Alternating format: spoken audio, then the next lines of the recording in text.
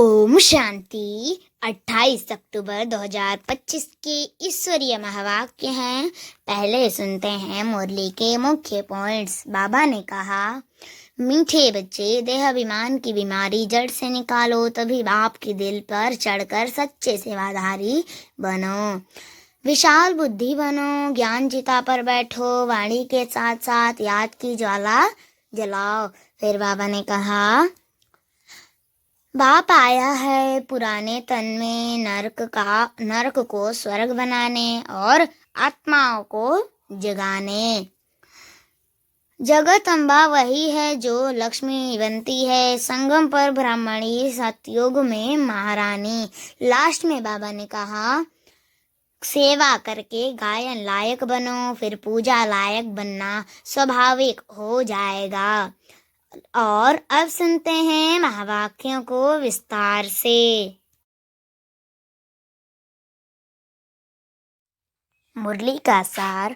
मीठे बच्चे, तुम्हें संगम पर सेवा करके गायन लायक बनना है, फिर भविष्य में पुरुषोत्तम बनने से तुम पूजा लायक बन जाएंगे।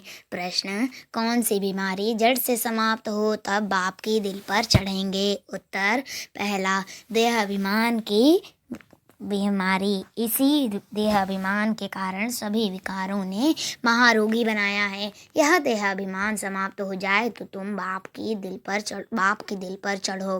दूसरा, दिल पर चढ़ना है तो विशाल बुद्धि बनो, ज्ञान चिता पर बैठो, रूहानी सेवा में लग जाओ और वाणी चलाने के साथ साथ बाप को अच्छी रीति याद करो। गीत, जाग सजनिया जाग, ओम शांति। मीठे मीठे रूहानी बच्चों ने गीत सुना। रूहानी बाप ने इस साधारण पुराने तन द्वारा मुख से कहा। बाप कहते हैं, मुझे पुराने तन में पुरानी राजधानी में आना पड़ा। अभी यह रावण की राजधानी है। तन भी पराया है, क्योंकि इस शरीर में तो पहले से ही आत्मा है। मैं पराये तन में प्रवेश करता हूँ। अपना तन होता तो उसका नाम पड़ता, हमारा नाम बदलता नहीं। मुझे फिर भी कहते हैं शिव बाबा। गीत तो बच्चे रोज सुनते हैं। नवयुग अर्थात नई दुनिया सतयुग आया। अब किसको कहते हैं जागो?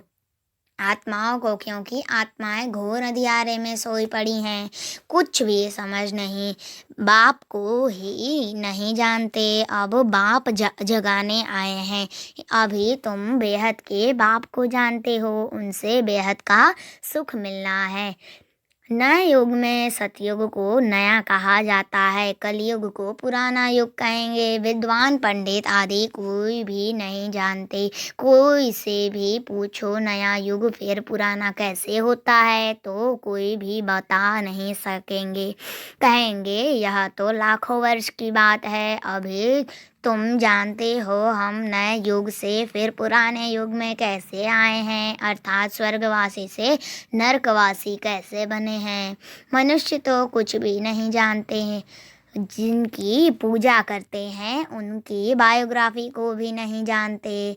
जैसे जगदम्बा की पूजा करते हैं, अब वह अम्बा कौन है जानते नहीं। अम्बा वास्तव में माताओं को कहा जाता है, परंतु पूजा तो एक की होनी चाहिए। शिव बाबा का भी एक ही अव्यभिचारी यादगार है। अम्बा भी एक है, परंतु जगत अम्बा को जानते नहीं। यह है जगत अम्बा और लक्ष्मी है। जगत की महारानी। तुमको पता है कि जगदम्बा कौन है और जगत महारानी कौन है? यह बातें कभी कोई जान न सके। लक्ष्मी को देवी और जगत अम्बा को ब्राह्मणी कहेंगे। ब्राह्मण संगम पर ही होते हैं। इस संगम युग को कोई नहीं जानते। प्रजापिता ब्रह्मा द्वारा नई पुरुषोत्तम सृष्टि रची जाती है। पुरुषोत्तम तुमको वहाँ देखने में आएंगे। इस समय तुम ब्राह्मण गायन लायक हो, सेवा कर रहे हो, फिर तुम पूजा लायक बनेंगे। ब्रह्मा को इतनी भुजाएं देते हैं तो अम्बा को भी क्यों नहीं देंगे? उनके भी तो सब बच्चे हैं ना। माँ बाप ही प्रजापिता बनते हैं। बच्चों को प्रजापिता नहीं कहेंगे। लक्ष्मी नारायण को कभी सतयुग में जगत पिता जगत माता नहीं कहेंगे। प्रजापिता का नाम वाला है, जगत पिता और जगत माता एक ही है, बाकी है उनके बच्चे। अजमेर में प्रजापिता ब्रह्मा के मंदिर में जाएंगे तो कहेंगे बाबा क्योंकि हैं ही प्रजापिता, हद के पिताएं बच्चे पैदा करते हैं तो वह हद के प्रजापिता ठहरे। यह है बेहद का शिव बाबा तो सब आत्माओं का बेहद का बाप है। यह भी तुम बच्चों को कॉन्ट्रास्ट है लिखना है। जगदम्बा सरस्वती है, एक नाम कितने रख दिए हैं, दुर्गा काली आदि अम्बा और बाबा के तुम सब बच्चे ही हो। यह रचना है ना, प्रजापिता ब्रह्मा की बेटी है सरस्वती, उनको अम्बा कहते हैं। बाकी है बच्चे और बच्चियां है सब अडॉप्टेड। इतने सब बच्चे कहाँ से आ सकते हैं? यह सब है मुख वंशावली। मुख से स्त्री को क्रिएट किया तो रचता हो गया। कहते हैं यह मेरी है, मैंने इनसे बच्चे पैदा किए हैं। यह सब है एडॉप्शन। यह फिर है ईश्वरीय मुख द्वारा रचना। आत्माएं तो हैं ही, उनको एडॉप्ट नहीं किया जाता है। बाप कहते हैं तुम आत्माएं सदैव मेरे बच्चे हो। फिर अभी मैं आकर प्रजापिता ब्रह्मा द्वारा बच्चों को एडॉप्ट करता हूँ। बच्चों आत्माओं को नहीं एडॉप्ट करते, बच्चों आत्माओं को नहीं अडॉप्ट करते, बच्चे और बच्चियों को करते हैं। यह भी बड़ी सूक्ष्म समझने की बातें हैं। इन बातों को समझने से तुम यह लक्ष्मी नारायण बनते हो। कैसे बने हम समझा सकते हैं। क्या ऐसे कर्म किए जो यह विश्व के मालिक बने? तुम प्रदर्शनी आदि में भी पूछ सकते हो। तुमको मालूम है इन्होंने यह स्वर्ग की राजधानी कैसे ली? तुम्हारे में भी यथार्थ रीति हर कोई नहीं समझा सकते। जिनमें दैवी गुण होंगे, इस रूहानी सर्विस में लगे हुए होंगे, वह समझा सकते हैं। बाकी तो माया की बीमारी में फंसे रहते हैं। अनेक प्रकार के रोग हैं, देहाभिमान का भी रोग है। इन विकारों ने ही तुमको रोगी बनाया है। बाप कहते हैं मैं तुमको पवित्र देवता बनाता हूँ।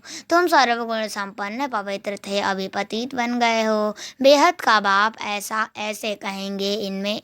इसमें निंदा की बात नहीं, यह समझाने की बात है। भारतवासियों को बेहद का बाप कहते हैं। मैं यहाँ भारत में आता हूँ।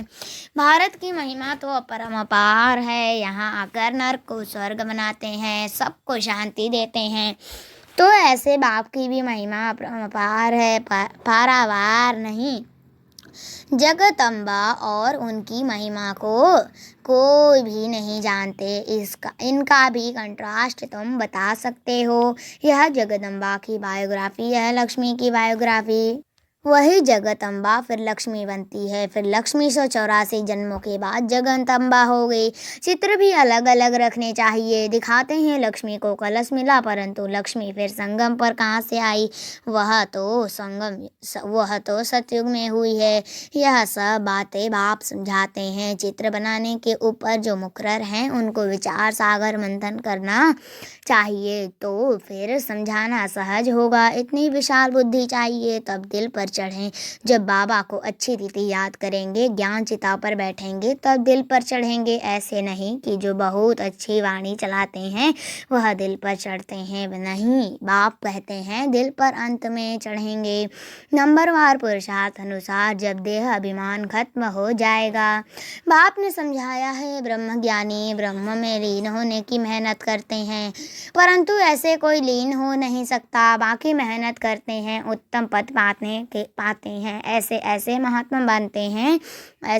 महात्मा बनते हैं जो उनको प्लेटिनियम में वजन करते हैं, क्योंकि ब्रह्म में लीन होने की मेहनत तो करते हैं ना, तो मेहनत का भी फल मिलता है। बाकी मुक्ति, जीवन मुक्ति नहीं मिल सकती। तुम बच्चे जानते हो, अब यह पुरानी दुनिया गई की गई। इतने बॉम्ब्स बनाए हैं रखने के लिए, थोड़े ही बनाए हैं। इतने बॉम्ब्स बनाए हैं रखने के लिए, थोड़े ही बनाए हैं। तुम जानते हो पुरानी दुनिया के विनाश लिए यह बॉम्ब्स काम आएंगे। अनेक प्रकार के बॉम्ब्स हैं। बाप ज्ञान और योग सिखलाते हैं। फिर राजेश्वर डबल सिरताज देवी देवता बनेंगे। कौन सा ऊंच पद है? ब्राह्मण चोटी में ब्राह्मण चोटी है ऊपर में, चोटी सबसे ऊपर है। अभी तुम बच्चों को पति से पावन बनाने बाप आए हैं, फिर तुम भी पतित पावनी बनते हो। यह नशा है, हम सबको पावन बनाए राज राजेश्वर बना रहे हैं। नशा हो तो बहुत खुशी में रहें। अपने दिल से पूछो, हम कितने को आप समान बनाते हैं। प्रजापिता ब्रह्मा और जगत अम्बा दोनों एक जैसे हैं। ब्राह्मणों की रचना रचते हैं, शूद्र से ब्राह्मण बनने की युक्ति बाप ही बताते हैं। यह कोई शास्त्रों में नहीं है, यह है भी गीता का युग। महाभारत की भी बरोबर हुई थी। राजयोग एक को सिखाया होगा क्या मनुष्य की बुद्धि में। फिर अर्जुन और श्री कृष्ण ही हैं। यहाँ तो ढेर पढ़ते हैं, बैठे भी देखो कैसे साधारण हो। छोटे बच्चे अल्फबे पढ़ते हैं ना। तुम बैठे हो, तुमको भी अल्फबे पढ़ा रहे हैं। अल्फ और बे यह है वर्षा। बाप कहते हैं मुझे याद करो और तो तुम विश्व के मालिक बनेंगे। कोई भी आसुरी काम नहीं करना है, दैवी गुण धारण करना है। दैवी गुण धारण करने हैं, देखना है हमारे में कोई अवगुण तो नहीं है। मैं निर्गुण, हारे में कोई गुण नहीं। अभी निर्गुण आश्रम भी है, परंतु अर्थ कुछ भी नहीं। निर्गुण अर्थात मेरे में कोई गुण नहीं। अब गुणवान बनाना तो बाप का ही काम है।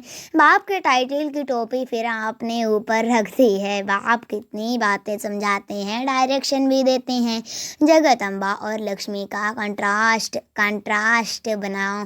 ब्रह्मा सरस्वती संगम के, लक्ष्मी नारायण है सतयुग के। यह चित्र है समझाने के लिए। सरस्वती ब्रह्मा की बेटी है, पढ़ते हैं मनुष्य से देवता बनने के लिए। अभी तुम ब्राह्मण हो, सतयुगी देवता भी मनुष्य ही हैं, परंतु उन्हों को देवता कहते हैं। मनुष्य कहने से जैसे उनकी इंसल्ट हो जाती है, इसलिए देवी देवता व भगवान भगवती कह देते हैं। अगर राजा रानी को भगवान भगवती कहें तो फिर प्रजा को भी कहना पड़े, इसलिए देवी देवता कहा जाता है। त्रिमूर्ति का चित्र भी है। सतयुग में इतने थोड़े मनुष्य, कलयुग में इतने बहुत मनुष्य हैं, वह कैसे समझाएं। इसके लिए फिर गोला भी जरूर चाहिए। प्रदर्शनी में इतने सबको बुलाते हैं। कस्टम कलेक्टर को तो कभी कोई ने निमंत्रण नहीं दिया है, तो ऐसे विचार चलाने पड़े। इसमें बड़ी विशाल बुद्धि चाहिए। बाप का तो रिकॉर्ड रखना चाहिए। हुसैन के घोड़े को कितना सजाते हैं। पटका कितना छोटा होता, घोड़ा कितना बड़ा होता है। आत्मा भी कितनी छोटी बिंदी है, उनका श्रृंगार कितना बड़ा है।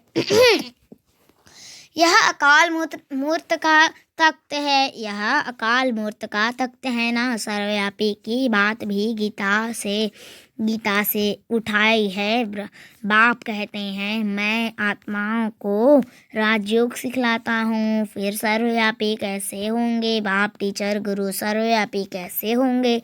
बाप कहते हैं मैं तो तुम्हारा बाप हूँ, फिर ज्ञान सागर हूँ। तुमको बेहद की हिस्ट्री ज्योग्राफी समझाने से बेहद का राज्य मिल जाएगा। दैवी गुण भी धारण करने चाहिए। माया एकदम नाक से पकड़ लेती है, चलन गंदी हो पड़ती। फिर लिखते हैं ऐसी भूल हो गई, हमने काला मुंह कर लिया। यहाँ तो पवित्रता सिखाई जाती है। फिर अगर कोई गिरेंगे भी तो फिर उसमें बाप क्या कर सकते हैं? घर में कोई बच्चा गंदा हो पड़ता है, काला मुंह कर देता है, तो बाप कहते हैं तुम तो मर जाते हो। अच्छा है। तो बाप घर में कोई बच्चा गंदा हो पड़ता है, काला मुंह कर देता है, तो बाप कहते हैं तुम तो मर जाते तो अच्छा है। बेहद का बाप बलरामा को जानते हैं, फिर भी कहेंगे तो सही ना। तुम औरों को शिक्षा देकर खुद गिरते हो तो 1000 गुणा पाप चढ़ जाता है। कहते हैं माया ने थप्पड़ मार दिया। माया ऐसा घूंसा मारती है जो एकदम अक्ल ही गुम कर देती है। बाप समझाते रहते हैं आँखें बड़ी धोखेबाज हैं, कभी भी कोई कर्म नहीं करना है। तूफान तो बहुत आएंगे, क्योंकि युद्ध के मैदान में हो ना, पता भी नहीं पड़ता कि क्या होगा। माया झट थप्पड़ मार लगा देती है। अभी तुम कितने समझदार बनते हो। आत्मा ही समझदार बनती है ना, आत्मा ही बेसमझ थी। अब बाप समझदार बनाते हैं। बहुत देह अभिमान में है, समझते नहीं है कि हम आत्मा है। बाप हम आत्मा को पढ़ाते हैं। हम आत्मा इन कानों से सुन रही हैं। अब बाप कहते हैं कोई भी विकार की बात इन कानों से ना सुनो। बाप तुम्हें विश्व का मालिक बनाते हैं। मंजिल बहुत बड़ी है। मौत जब नज़दीक आएगा तो फिर तुमको डर लगेगा। मनुष्यों को मरने के समय भी मित्र संबंधी आदि कहते हैं ना। भगवान को याद करो या कोई अपने गुरु आदि को याद करेंगे। देहधारी को याद करना सिखलाते हैं। बाप तो कहते हैं माँ में कम याद करो, यह तो तुम बच्चों की ही बुद्धि में है। बाप फरमान करते हैं माँ में कम याद करो, देहधारियों को याद नहीं करना है। माँ बाप भी देहधारी हैं ना। मैं तो विचित्र हूँ, विदेही हूँ, इसमें बैठ तुमको ज्ञान देता हूँ। तुम अभी ज्ञान और योग सीखते हो। तुम कहते हो ज्ञान सागर बाप द्वारा हम ज्ञान सीख रहे हैं। राजेश्वरी बनने के लिए ज्ञान सागर ज्ञान भी सिखलाते हैं, राजयोग भी सिखलाते हैं। अच्छा मीठे मीठे सिखलते बच्चों प्रति माता पिता बाप दादा का याद प्यार और गुड मॉर्निंग। रूहानी बाप की रूहानी बच्चों को नमस्ते। हम रूहानी बच्चों की रूहानी माता पिता बाप दादा को याद प्यार और गुड मॉर्निंग। नमस्ते नमस्ते नमस्ते। शुक्रिया बाबा शुक्रिया। धारणा के लिए मुख्य सार। फर्स्ट पॉइंट, समझदार बन। माया के तूफानों से कभी हार नहीं खाना है। आंखें धोखा देती हैं, इसलिए अपनी संभाल करनी है। कोई भी विकारी बातें इन कानों से नहीं सुननी है। दूसरा, अपने दिल से पूछना है कि हम कितनों को आप समान बनाते हैं। मास्टर पतित पावनी बन सबको पावन राजेश्वर बनाने की सेवा कर रहे हैं। हमारे में कोई अवगुण तो नहीं है, दैवी गुण कहाँ तक धारण किए हैं। वरदान, हर संकल्प व कर्म को श्रेष्ठ और सफल बनाने वाले ज्ञान स्वरूप समझदार भव। हर संकल्प व कर्म को श्रेष्ठ और सफल बनाने वाले ज्ञान स्वरूप समझदार भव। विस्तार, जो ज्ञान स्वरूप समझदार बनकर कोई भी संकल्प व कर्म करते हैं वे सफलता मूर्त बनते हैं। इसी का यादगार भक्ति मार्ग में कार्य प्रारंभ करते समय स्वास्तिका निकालते हैं व गणेश को नमन करते हैं। यहाँ स्वस्तिक स्व स्थिति में स्थित होने और गणेश नॉलेजफुल स्थिति का सूचक है। आप बच्चे जब स्वयं नॉलेजफुल बन हर संकल्प व कर्म करते हो तो सहज सफलता का अनुभव होता है। स्लोगन है, ब्राह्मण जीवन की विशेषता है खुशी, इसलिए खुशी का दान करते चलो। ब्राह्मण जीवन की विशेषता है खुशी, इसलिए खुशी का दान करते चलो। अव्यक्त इशारे हैं, स्वयं और सर्व के प्रति मनसा द्वारा योग की शक्तियों का प्रयोग करो। जैसे कोई भी साइंस के साधन को यूज़ करेंगे तो पहले चेक करेंगे कि लाइट है या नहीं है। ऐसे जब योग का शक्तियों का गुणों का प्रयोग करते हो तो पहले ये चेक करो कि मूल आधार आत्मिक शक्ति परमात्मा शक्ति व लाइट हल्की स्थिति है। अगर स्थिति और स्वरूप डबल लाइट है तो प्रयोग की सफलता बहुत सहज पा सकते हो। अच्छा, ओम शांति।